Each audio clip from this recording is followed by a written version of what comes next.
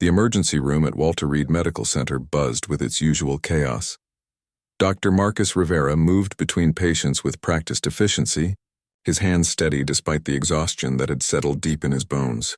After 12 years as a Navy SEAL medic, and now 3 years as a civilian trauma surgeon, he thought he had seen everything war could do to the human body and spirit.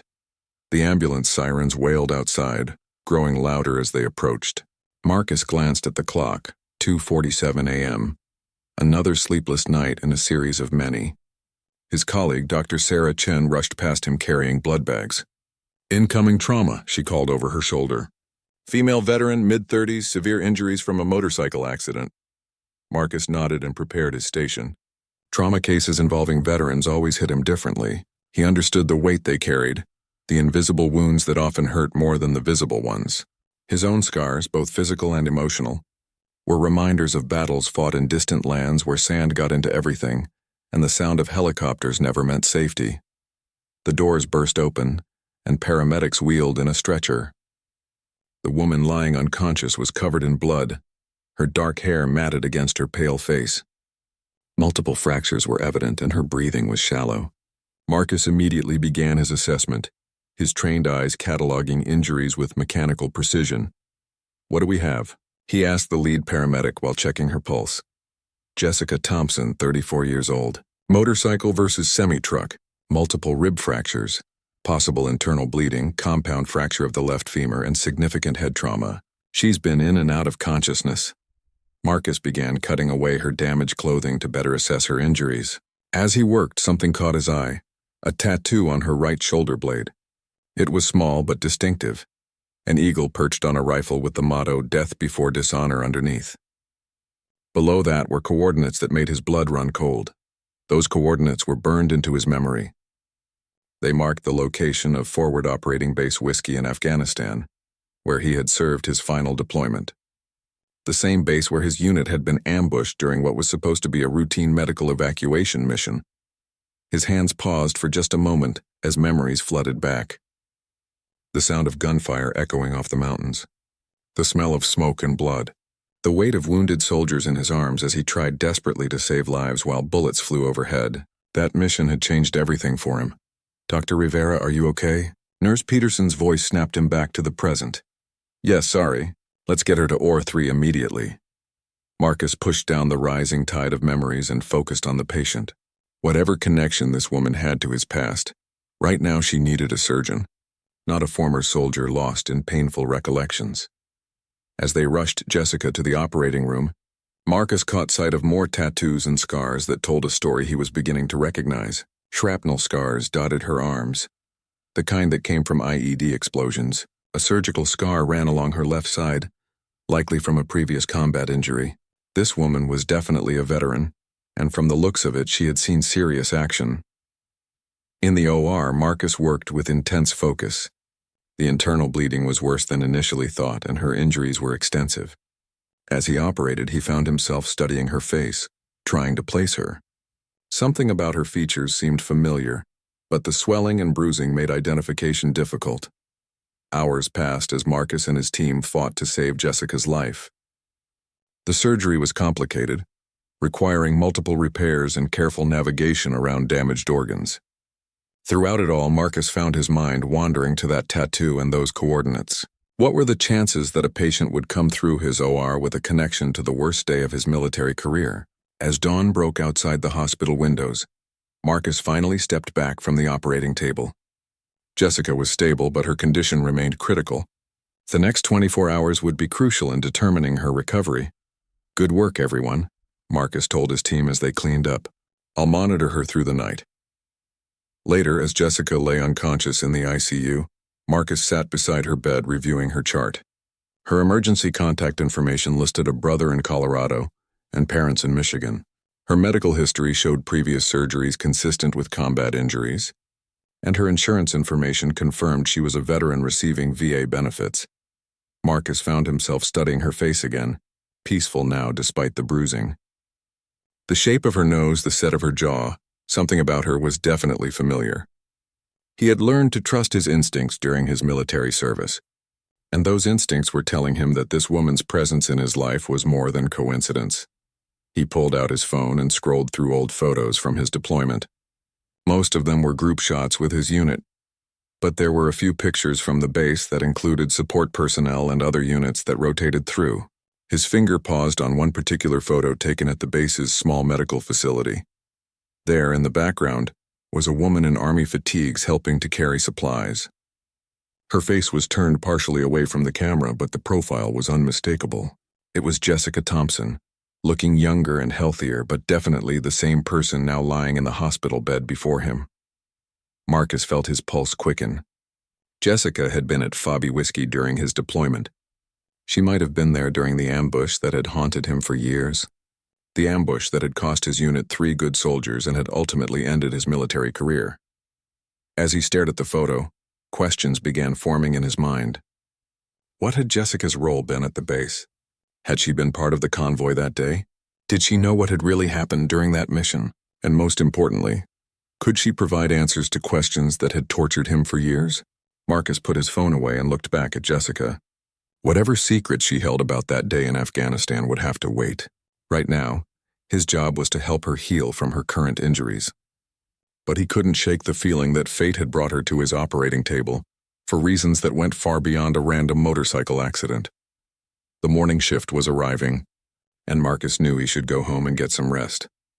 But something kept him anchored to the chair beside Jessica's bed, as if leaving might somehow break the fragile connection to his past that her presence represented. 3 days passed before Jessica Thompson opened her eyes. Marcus had checked on her every few hours, even during his off shifts, telling himself it was standard procedure for critical patients. The truth was more complicated. He needed to know if she remembered him, if she remembered that day at Fabi Whiskey. When Jessica finally woke, her first sensation was pain radiating through her entire body.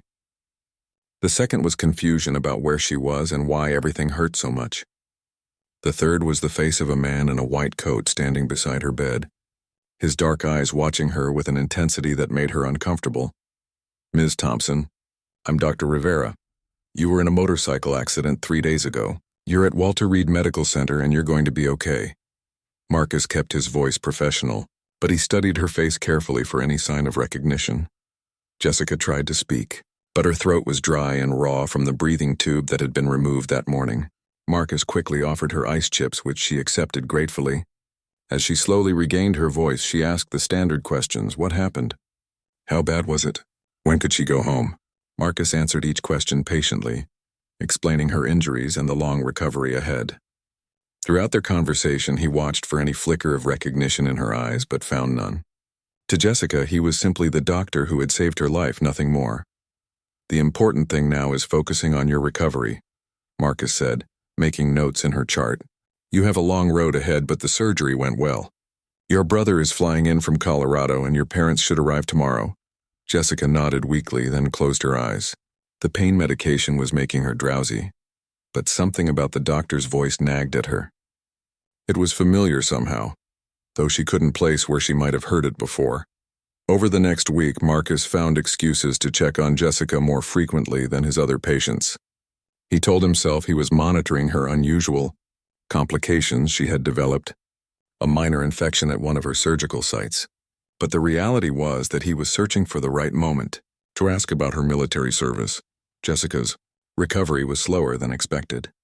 Her body was healing, but Marcus noticed signs he recognized from his own struggle with PTSD.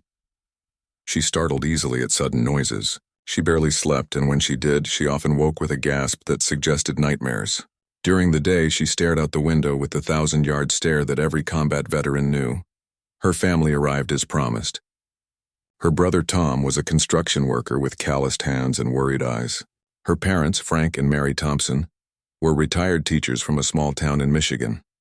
They were loving and supportive, but Marcus could see they didn't understand the weight their daughter carried. "She's been different since she came back from overseas," Mary confided to Marcus during one of his visits. "She won't talk about what happened over there. She moved to D.C., got a job with a defense contractor, but she keeps to herself mostly. We worry about her." Marcus nodded, understanding more than Jessica's mother could know. Many veterans struggle to reconnect with civilian life after experiencing combat. The transition from a world where every moment could be life or death to one where the biggest worry was traffic jams or grocery shopping could be jarring. As Jessica's physical condition improved, Marcus decided it was time to address what he suspected were psychological wounds. During his afternoon rounds, he found her sitting up in bed staring at her hands. She was examining the scars on her arms, the same shrapnel scars he had noticed during her surgery. "Those look like combat injuries," Marcus said gently.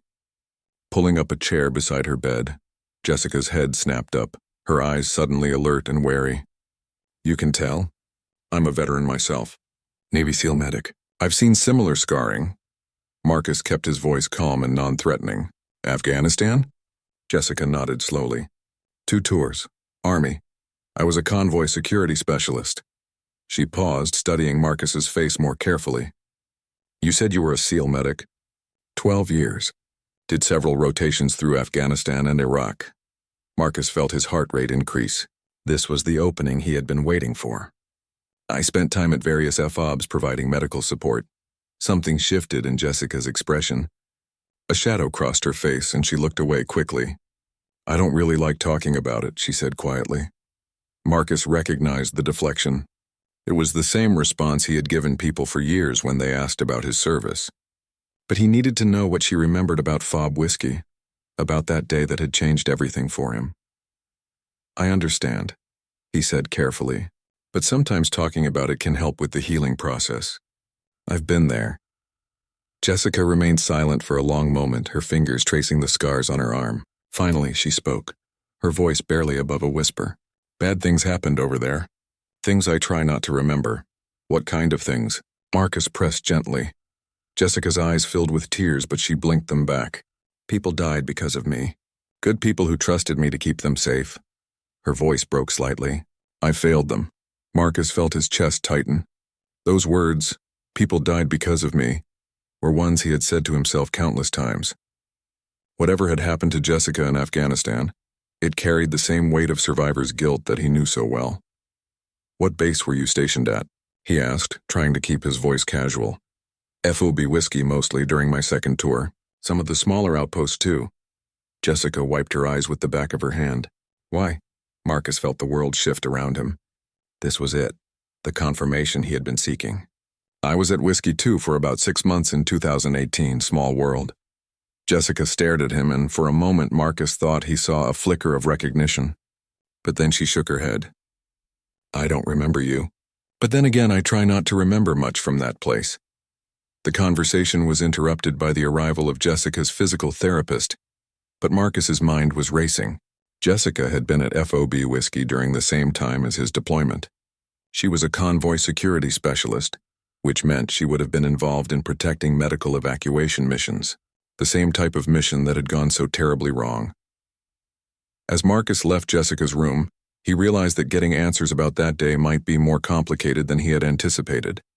Jessica was clearly carrying her own trauma from their shared time at FOB whiskey, and whatever had happened to her, there was something she was actively trying to forget.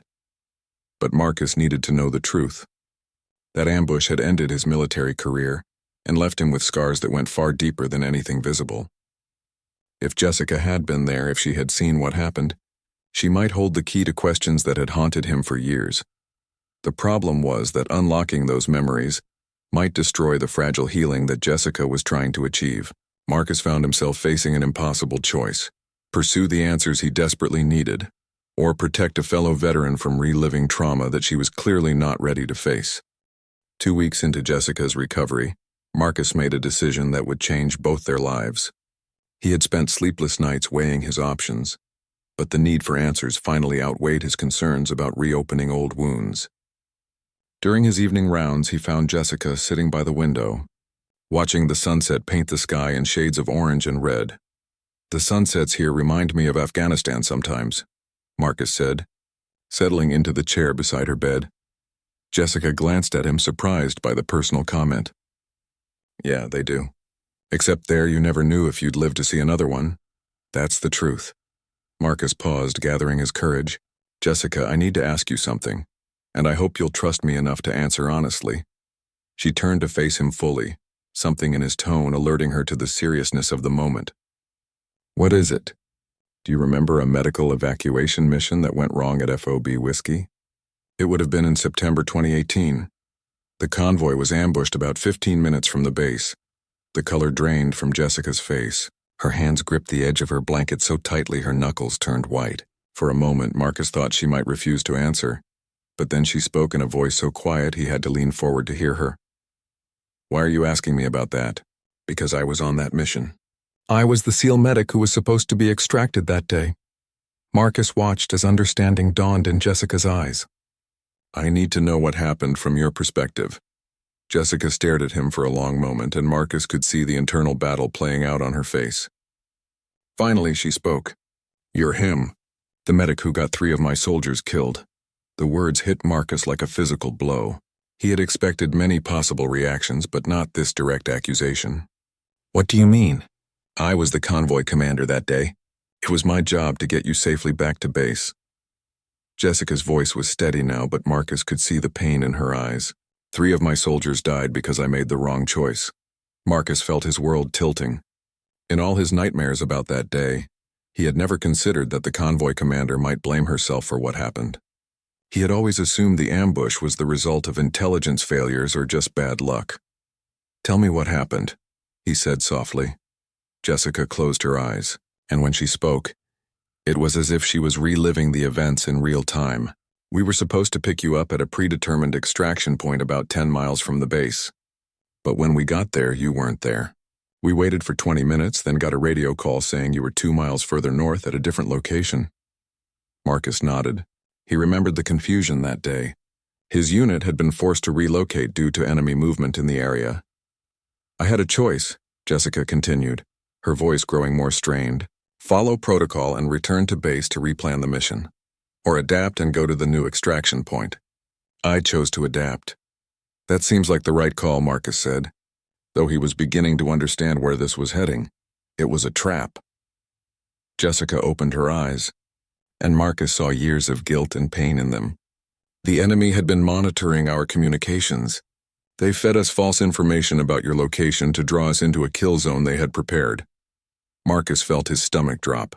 "The radio call about the new extraction point, it wasn't from my unit." "No, we figured that out later after it was too late. When we reached the location you were supposedly at, there was no one there. That's when the shooting started." Jessica's hands were shaking now.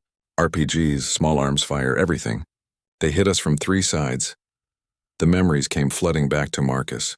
He had heard the gunfire in the distance that day and had tried to radio for information, but his communications had been jammed. By the time he and his unit reached the real convoy, it was over.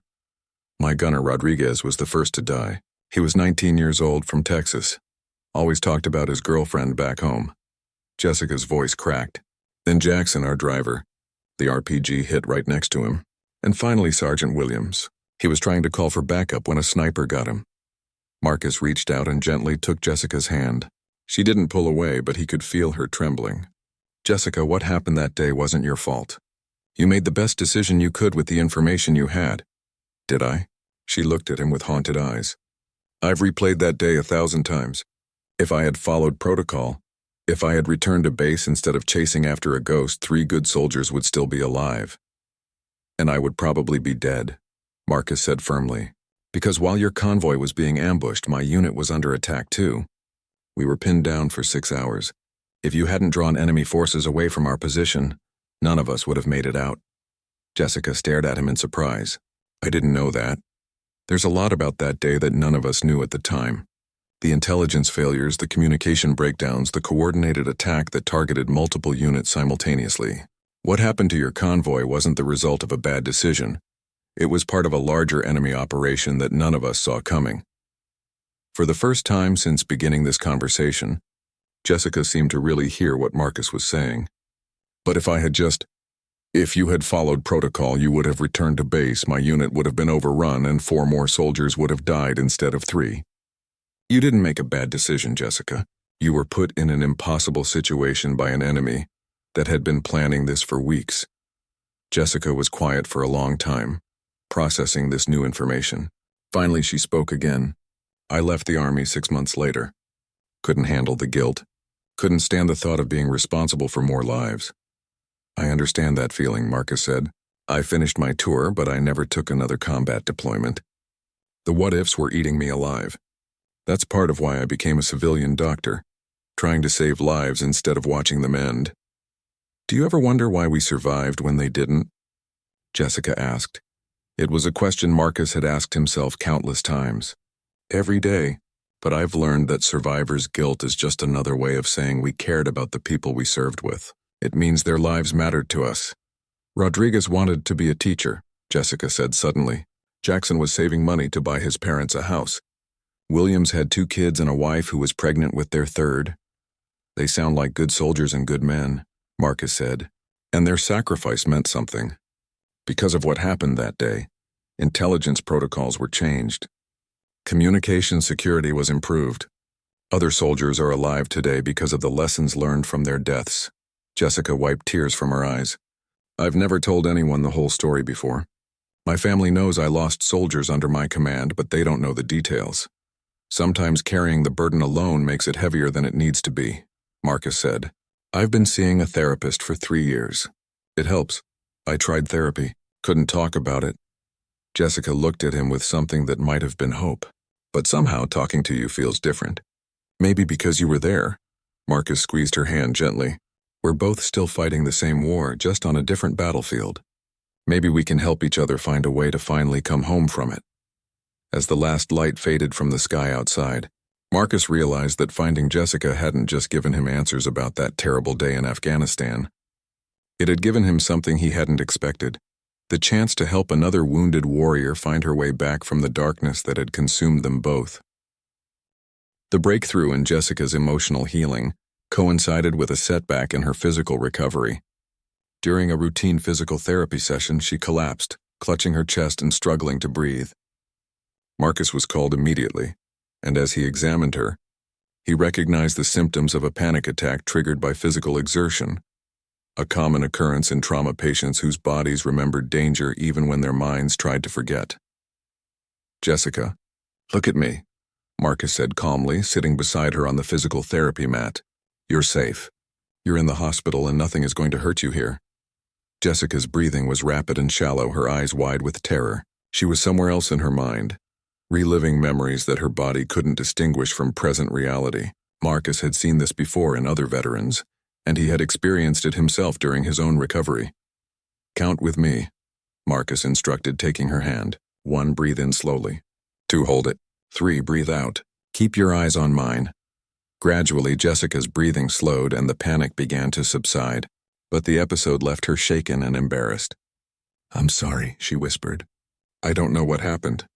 I was just walking on the treadmill and suddenly I was back there in the convoy hearing the explosions. You have nothing to apologize for, Marcus assured her. What you experienced is called a flashback.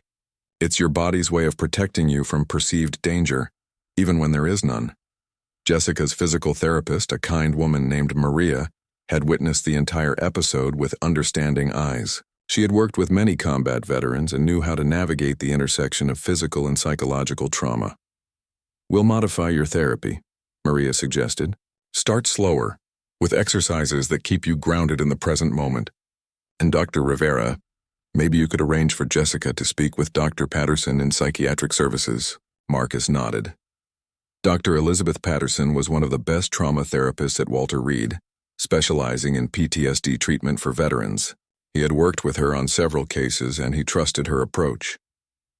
Later that evening, Marcus found Jessica staring at the ceiling, clearly unable to sleep. He pulled up a chair, noting the tension in her shoulders and the way her hands gripped the bed rails. The first time I had a panic attack after coming home, I was in a grocery store, Marcus shared. Someone dropped a can of soup and the sound sent me diving behind a display of cereal boxes. I was convinced we were under mortar attack.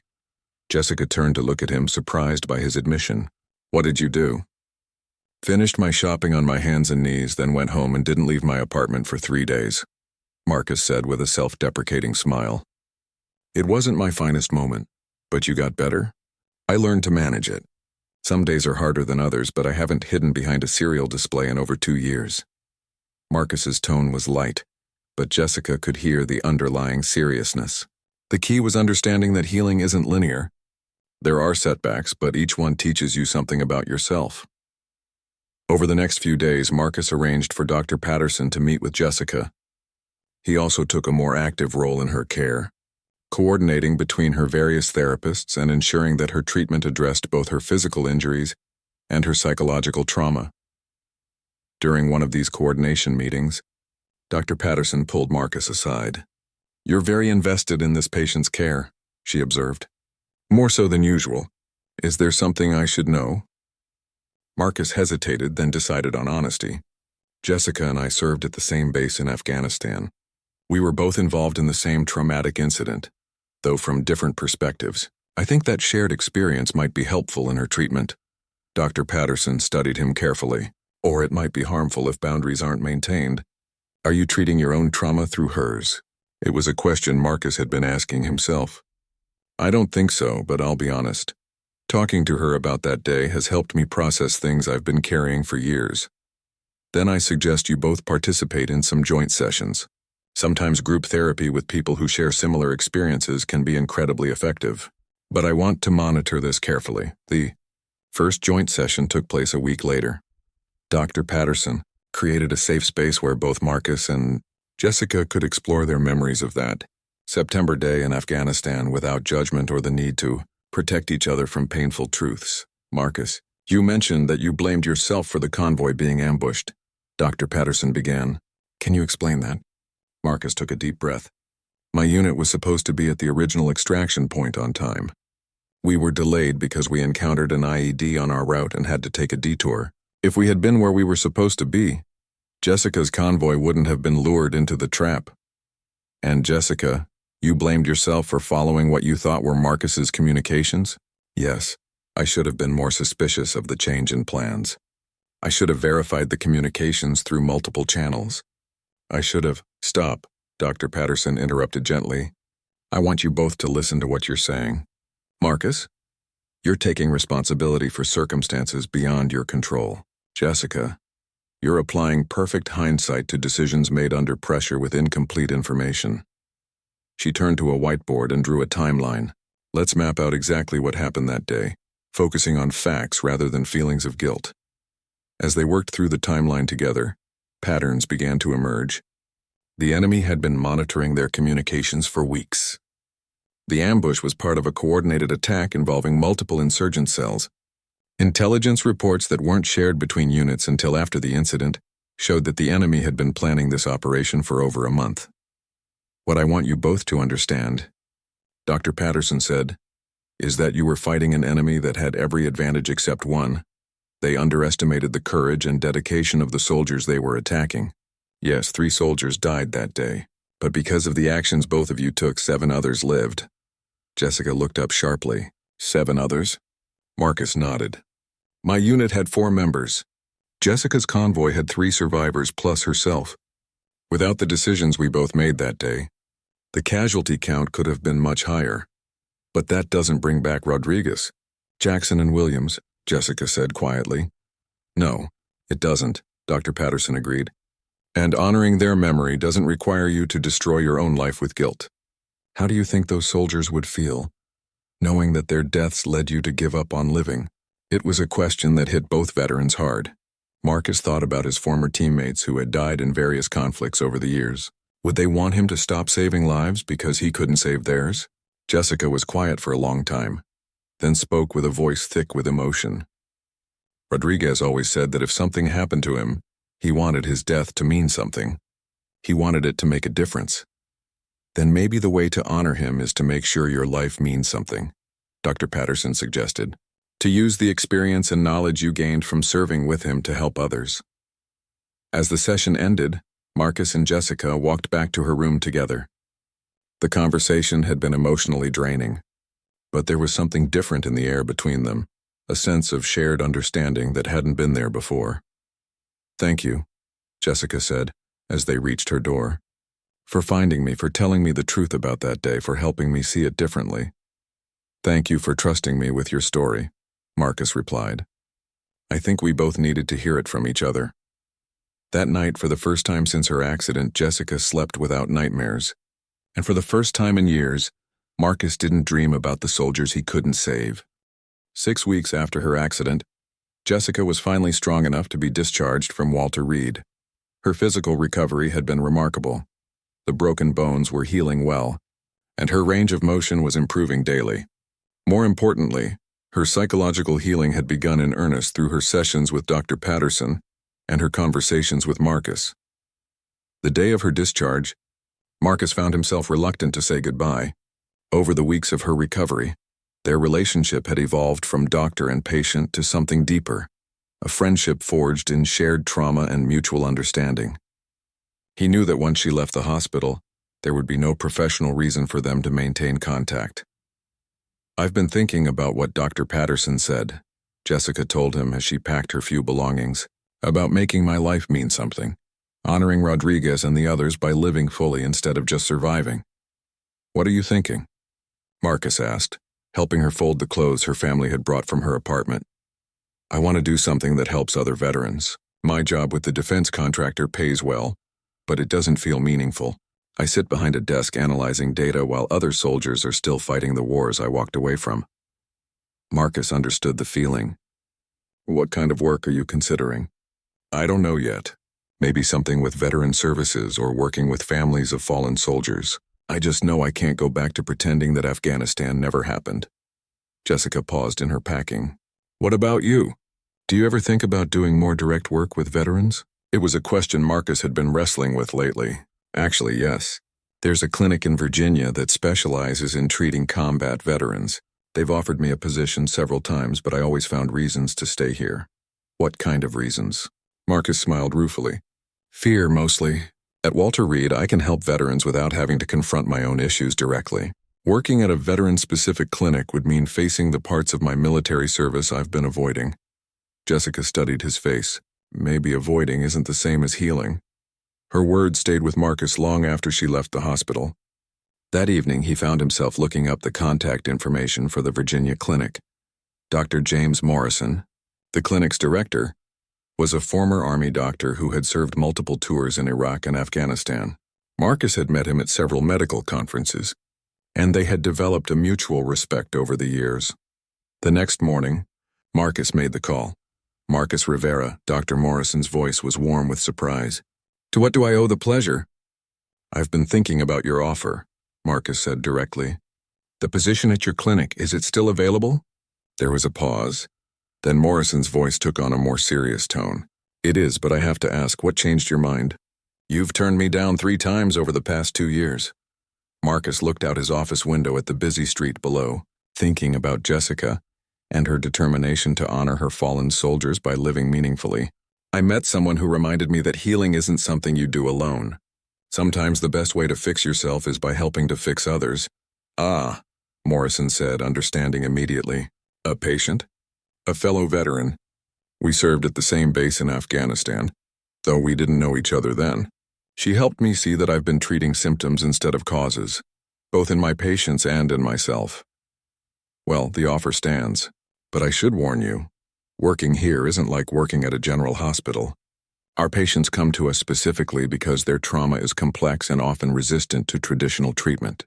It's rewarding work, but it can be emotionally demanding." "I think I'm ready for demanding," Marcus said.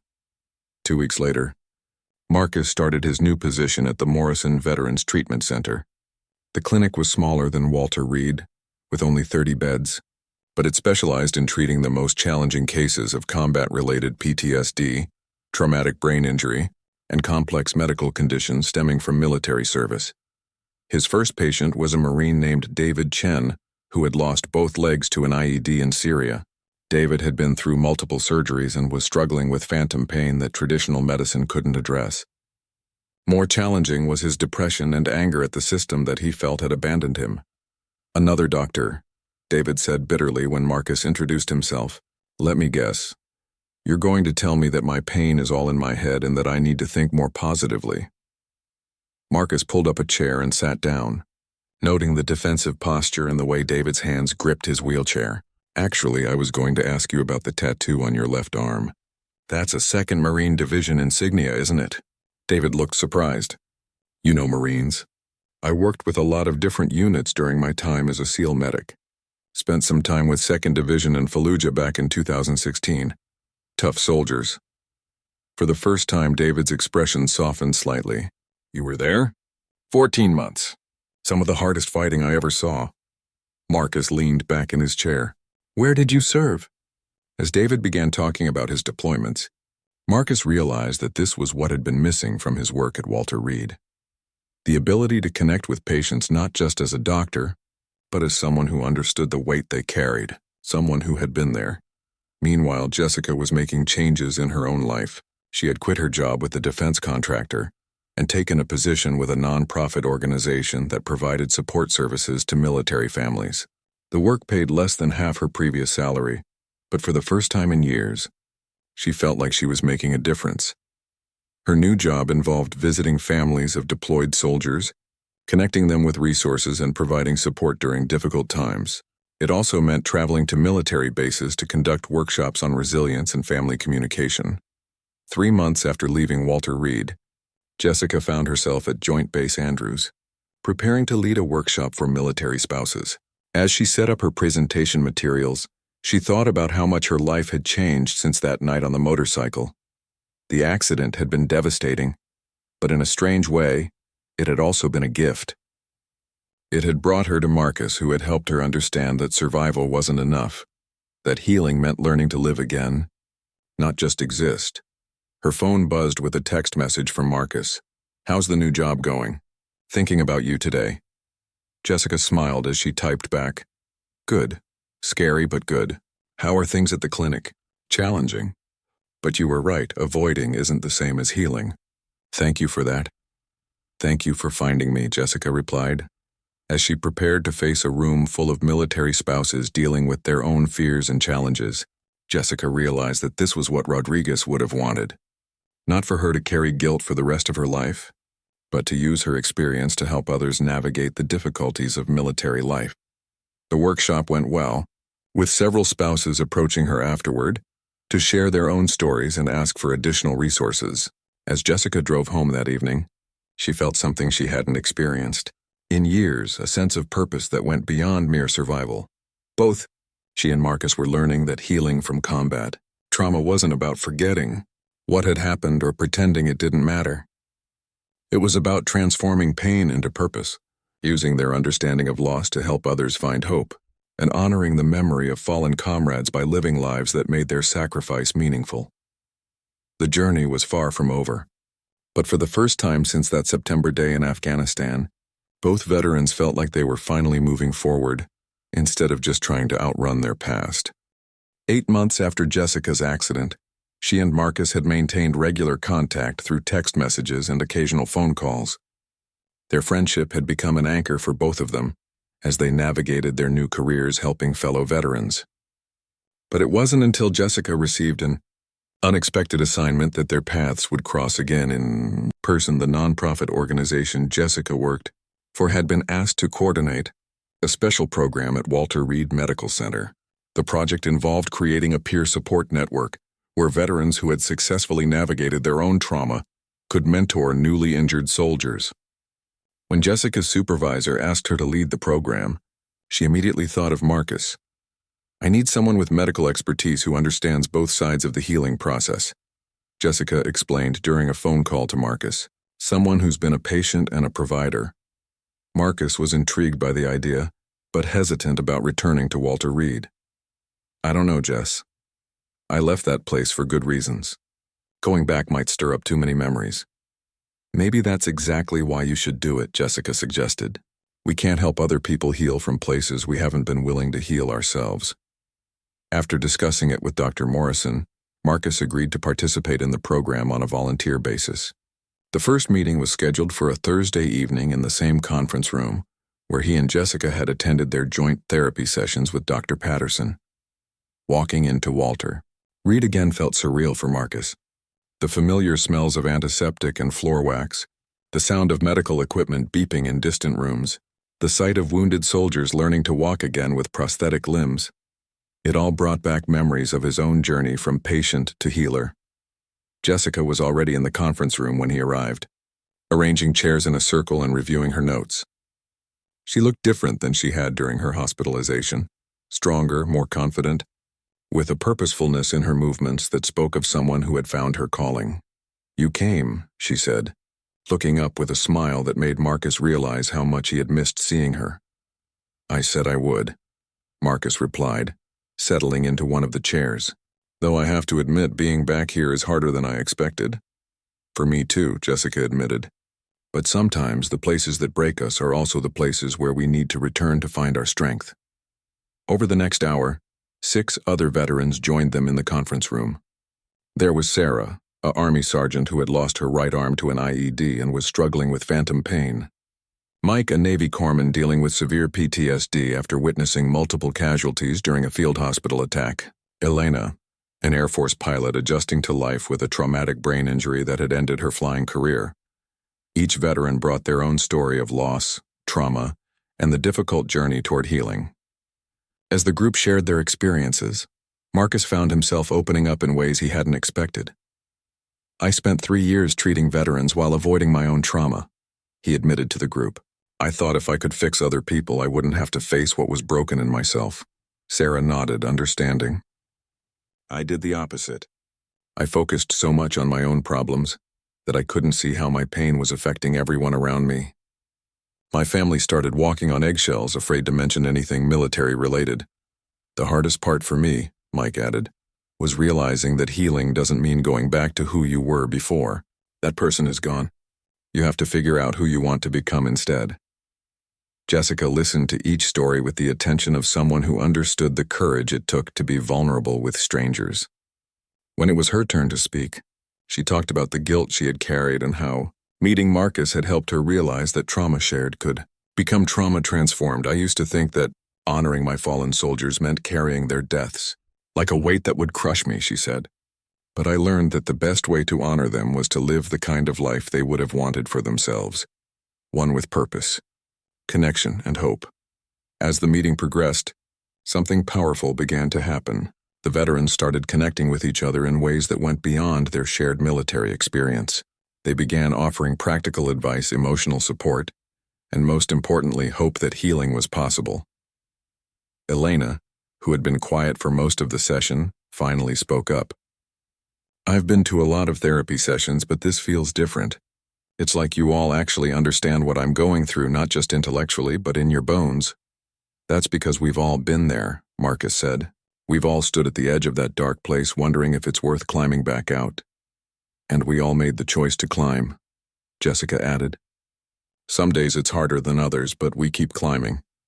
After the official meeting ended, Marcus and Jessica stayed behind to clean up and discuss how the session had gone. As they stacked chairs and gathered paperwork, they found themselves talking about their own continued healing journey.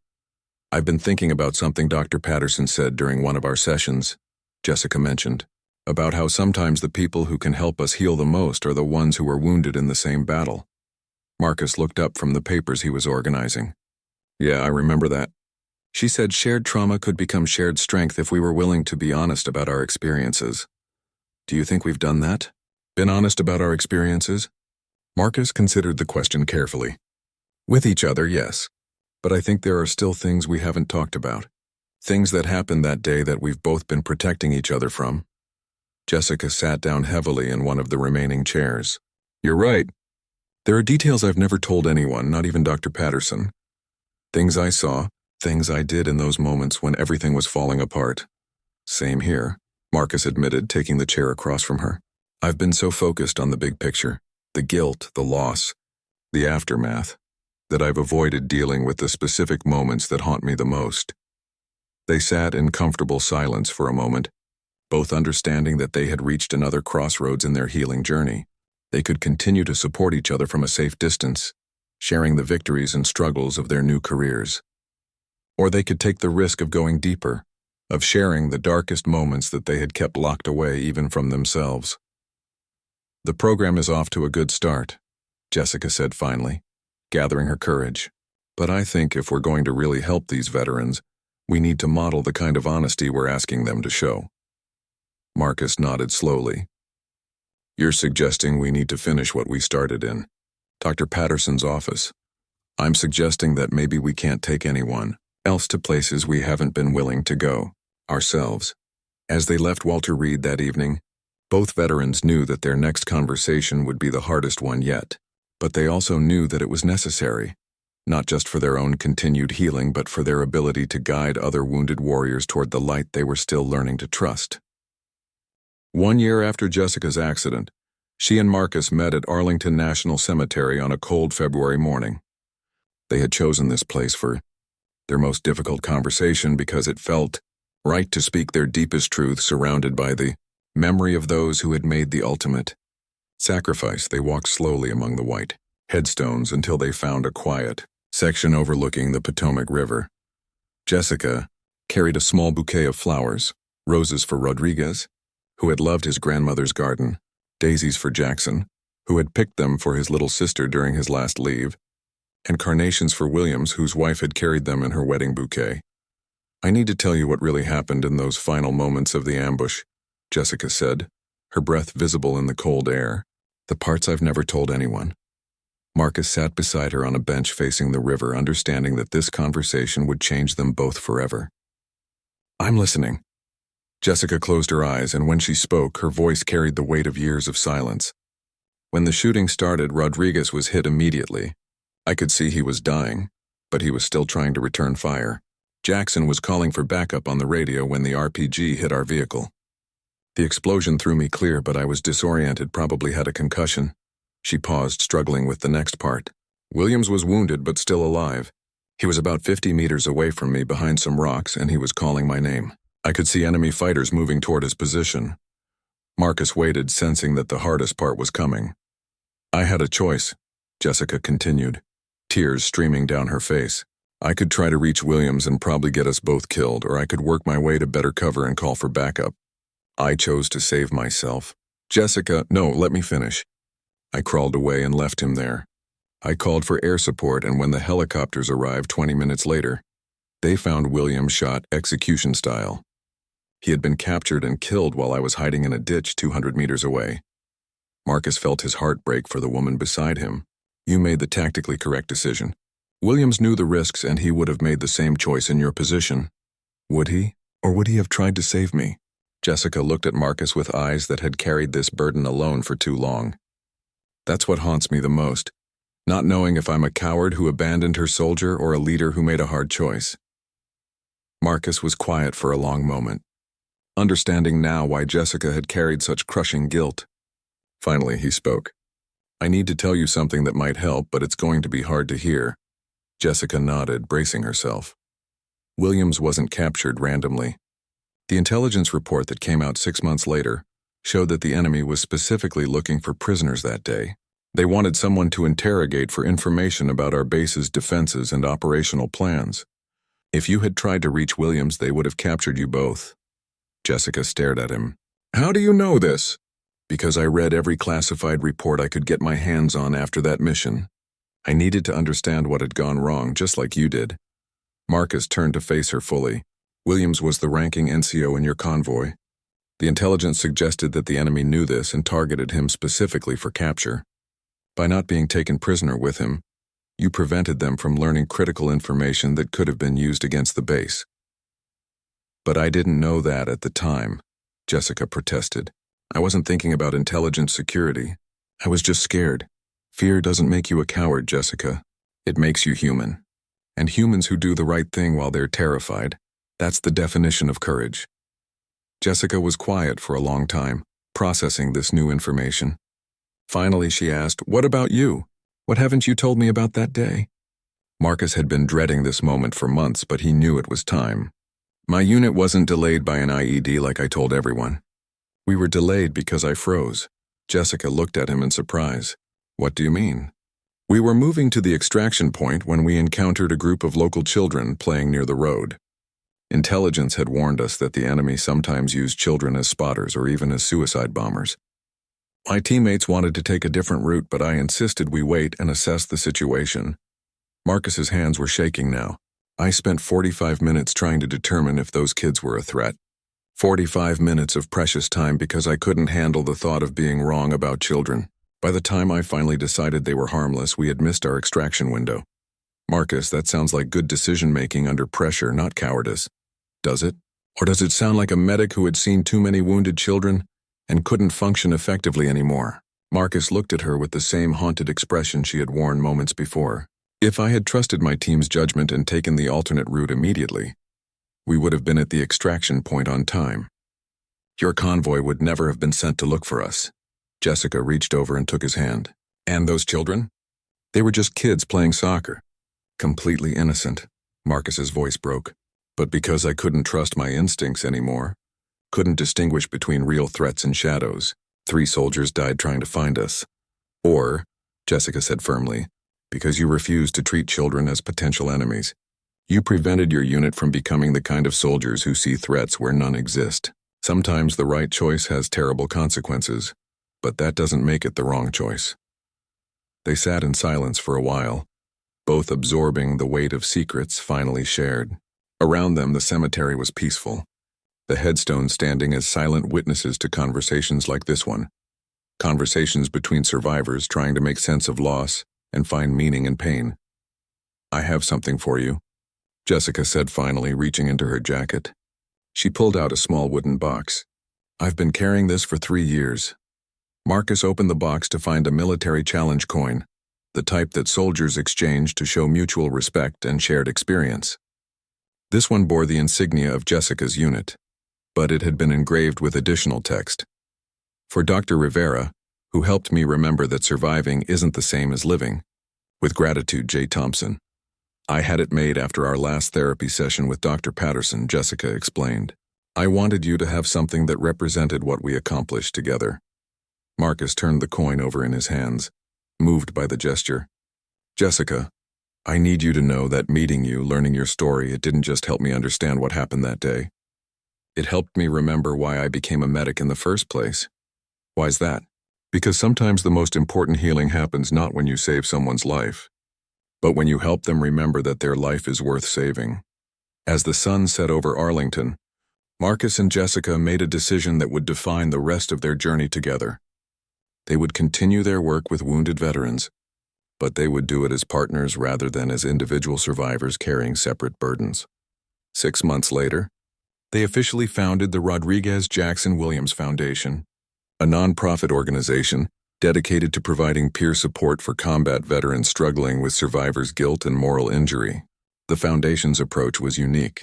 Instead of traditional therapy, they connected veterans with others who had faced similar experiences and could offer understanding born from shared trauma. The Foundation's first residential program opened 2 years later on a ranch in Montana, where veterans could work with horses, participate in outdoor activities, and engage in group therapy sessions led by Marcus and Jessica. The program was named Coming Home because both founders understood that healing wasn't about forgetting the war. It was about learning to live with purpose despite the scars it left behind. On the 3rd anniversary of Jessica's accident, she and Marcus returned to Arlington Cemetery. This time, they brought 30 other veterans from their program, men and women who had found their way back from the darkness with help from 2 wounded warriors who had learned that sometimes the best way to heal yourself is to help others find their own path to wholeness. As they stood among the headstones, Jessica placed new flowers at the base of the memorial wall, while Marcus read the names of Rodriguez, Jackson, and Williams aloud. Their deaths had not been in vain. They had become the foundation upon which dozens of other veterans had built new lives filled with meaning and hope. The wounded had found their voices, and in speaking their truth they had learned to live again,